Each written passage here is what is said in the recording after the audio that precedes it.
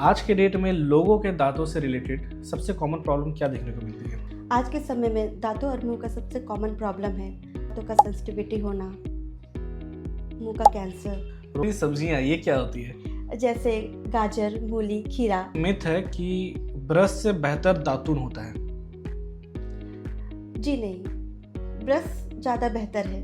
Brush से दांतों की अच्छी तरीके से सफाई हो जाती है बिना मसूड़े के नुकसान पहुंचाए।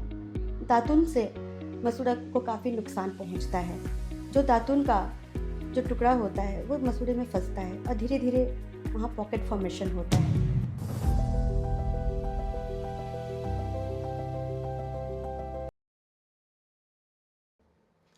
जोहार दोस्तों, मैं हूं संजय नायक और आप सभी का स्वागत करता हूं हमारे नए पॉडकास्ट पे।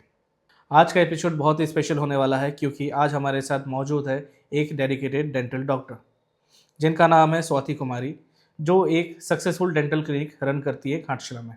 आज हम उनकी जर्नी के बारे में डिस्कस करेंगे कि क्यों उन्होंने डेंटल फील्ड चूज़ किया और साथ ही वो हमें डेंटल केयर टिप्स भी देने वाली है जो हम सबके लिए यूज़फुल होगा। सो बिना टाइम वेस्ट किए let's warmly welcome doctor Swati Kumari. Hello ma'am, hello.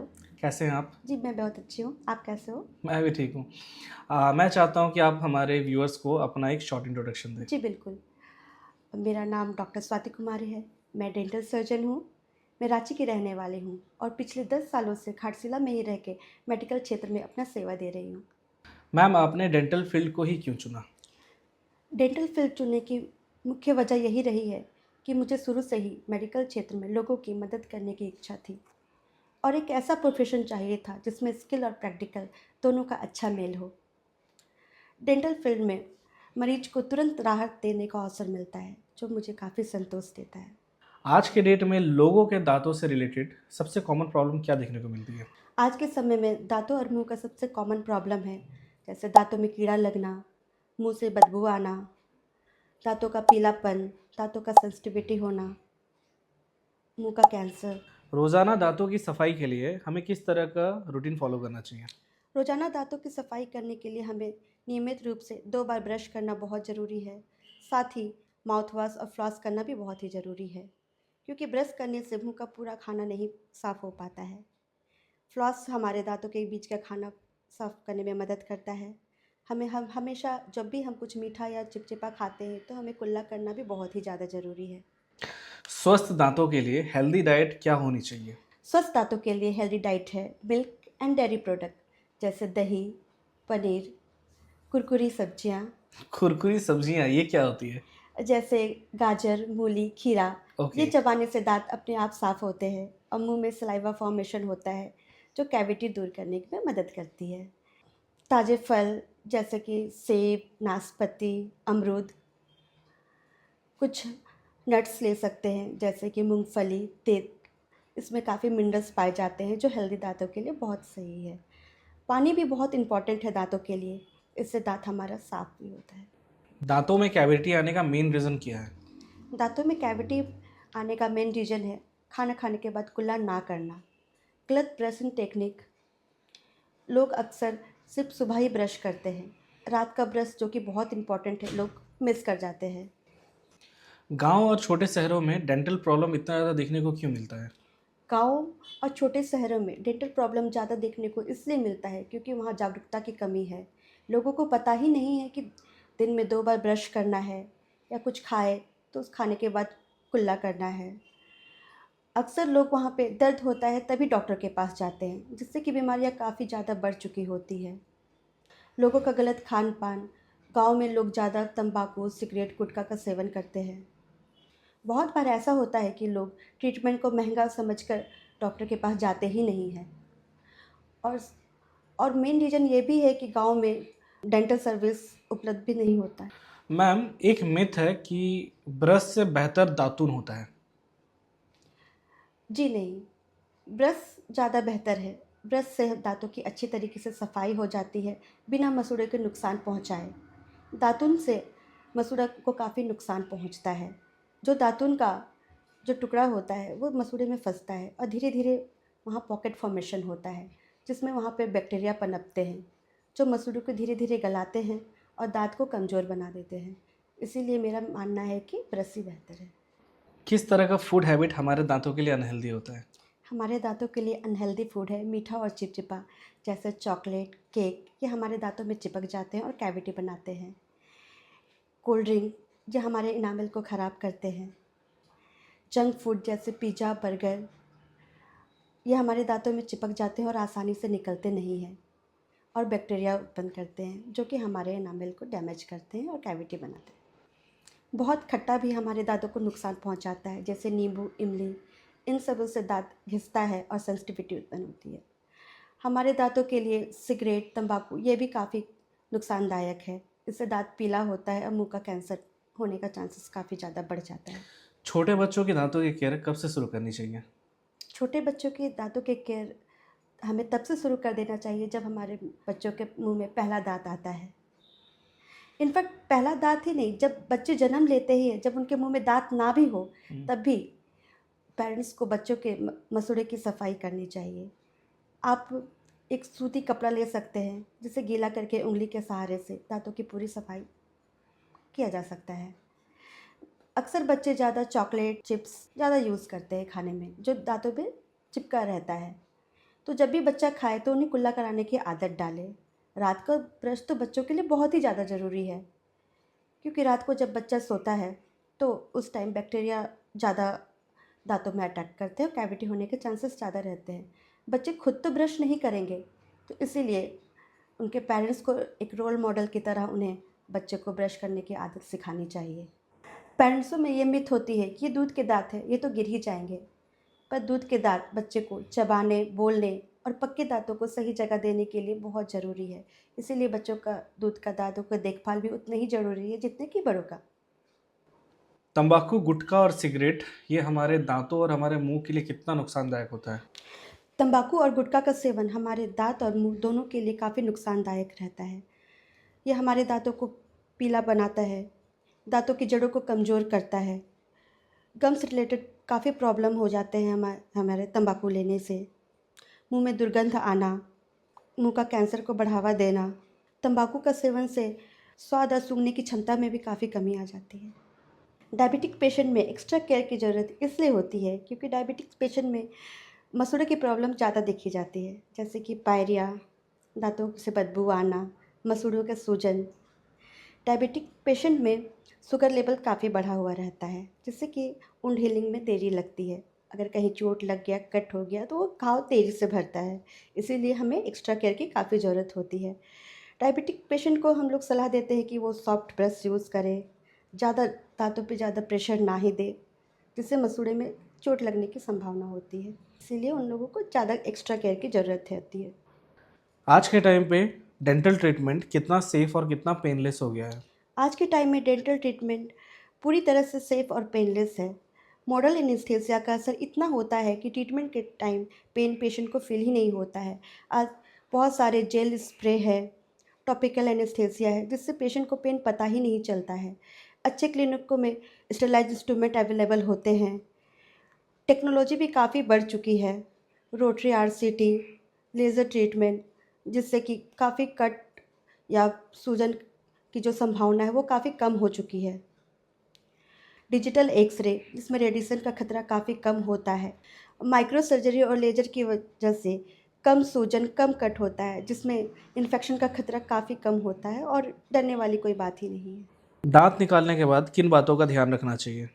दांत निकालने के बाद हमें एक्स्ट्रा सावधानी बरतनी चाहिए, जिससे कि इन्फेक्शन, दर्द और सूजन ना हो। दांत निकालने के बाद डॉक्टर के द्वारा दिया गया कॉटन 45 मिनट तक हमें मुंह में दबा के रखना चाहिए। ज़ोर से स्पिट नहीं करना चाहिए।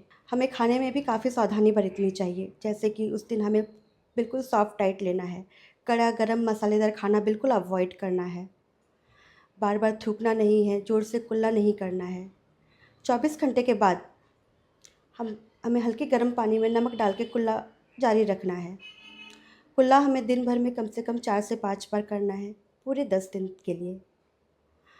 अगर कोई भी इन्फेक्शन या रेडनेस या सूजन दिखाई दे तो हमें डॉक्टर के पास तुरंत जाना है, नहीं तो हमें ड्राई सॉकेट जैसे बीमारियों का खतरा होने का चांसेस रहता है। इम्प्लांट और आर्टिफिशियल टीथ के बारे में आप हमारे व्यूअर्स को थोड़ा जानकारी दें। जी बिल्कुल। इम्प्लांट और आर्टिफिशियल टीथ के बारे में मैं बहुत आसान और सटीक जानकारी देने जा रही हूँ। इम्प्लांट में क्या होता है कि मेनली एक टाइटेनियम का स्क्रू होता है जो जबड़े की हड्डी में लगाया जाता है, जो बिल्कुल नेचुरल दांत की तरह लगता है और चबाने की क्षमता भी काफ़ी बेहतर होती है। और आर्टिफिशियल टीथ ये दो तरह का होता है, एक फिक्स्ड, एक रिमूवल। फिक्स में हमें दो दांतों का सपोर्ट लेके एक दांत लगाया जाता है। जो रिमूवल होता है वो एक दांतों के लिए होता है या तो फिर पूरे जबड़े के लिए होता है, जिसे हम जब चाहे तो खोल सकते हैं या फिर पहन सकते हैं। बेसिकली जो रिमूवल टीथ होता है उन्हें हमें रात को खोल के रख देना होता है। माउथ अल्सर होने के क्या क्या कारण है?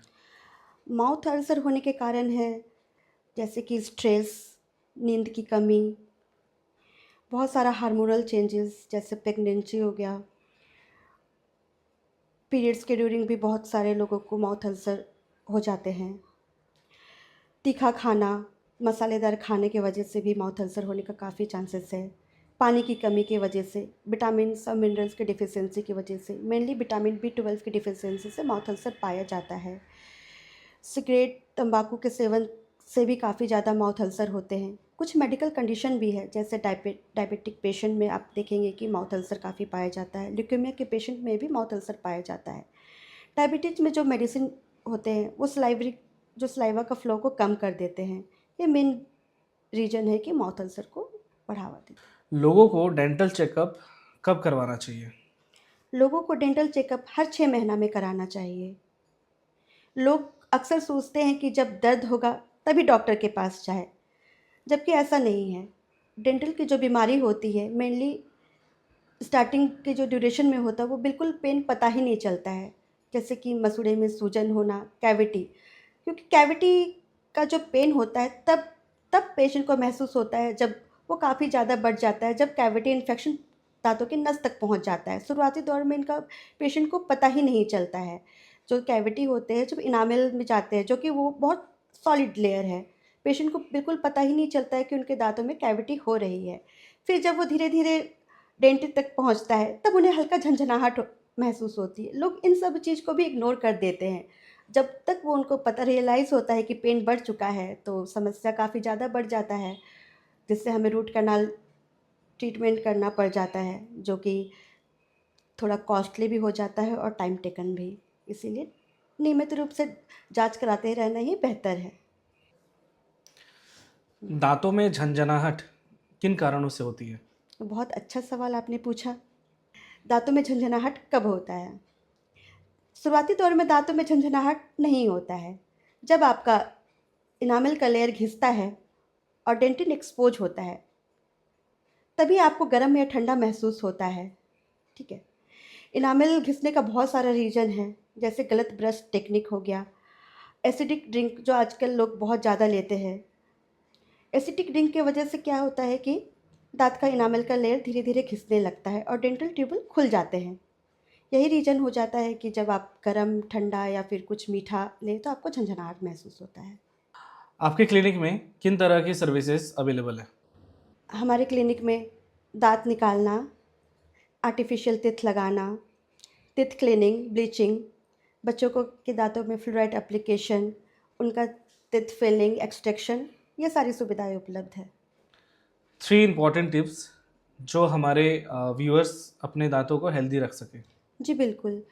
हेल्दी रखने के टिप्स है जैसे कि दिन में 2 बार ब्रश करना, सही टेक्निक से ब्रश करना, सॉफ्ट और मुलायम ब्रशों का चुनाव करना, 2 मिनट तक ब्रश यूज़ करना, और दूसरा रहा कि फ्लॉस करना। जब भी हम खाना खाते हैं, खाने के बाद एक बार इंटरडेंटल फ्लॉस बहुत ज़रूरी है, क्योंकि ब्रश से खाना निकल नहीं पाता है। फ्लॉसिंग से दांतों के जमा हुआ बीच में खाना होता है, अच्छी आसानी से निकल जाता है। साथ ही हमें तीसरा इम्पॉर्टेंट है कि हम हेल्दी डाइट अपनाएं। जंक फूड अवॉइड करें, स्वीट और स्टिकी फूड अवॉइड करें। कोल्ड ड्रिंक्स जो कि लोग आजकल काफ़ी यूज़ करते हैं वो हमारे एनामल के लिए बहुत ही ख़राब होता है, इसे अवॉइड करना बहुत ज़रूरी है। जो ये पॉडकास्ट सुन रहे हैं उन्हें मैं यही मैसेज देना चाहती हूँ कि आपके दांत सिर्फ खाने के लिए नहीं है, ये आपके हंसने, बोलने और पूरे सेहत का बहुत ही इम्पॉर्टेंट हिस्सा है। रोज़ाना अच्छी आदतें अपनाकर ही आप अपने दाँत और मसूड़े को स्वस्थ रख सकते हैं, जैसे कि 2 बार ब्रश करना, हेल्दी खाना खाना, खाने के बाद कुल्ला करना। छोटी-छोटी आदतों से ही आप अपने दाँत और मसूड़े को स्वस्थ बना सकते हैं। याद रखिए, आप दाँतों का देखभाल जितनी जल्दी शुरू करेंगे, उतनी ही लंबी और दर्द रहित मुस्कान पाएँगे। मैं संजय जी का बहुत शुक्रगुज़ार हूँ, जिन्होंने मुझे अपने पॉडकास्ट में बुलाया और अपनी बातों को रखने का मौका दिया। संजय जी बहुत अच्छा काम कर रहे हैं लोगों के बीच अवेयरनेस फैलाने का। मैं चाहती हूँ कि आप सभी लोग संजय जी को सपोर्ट करें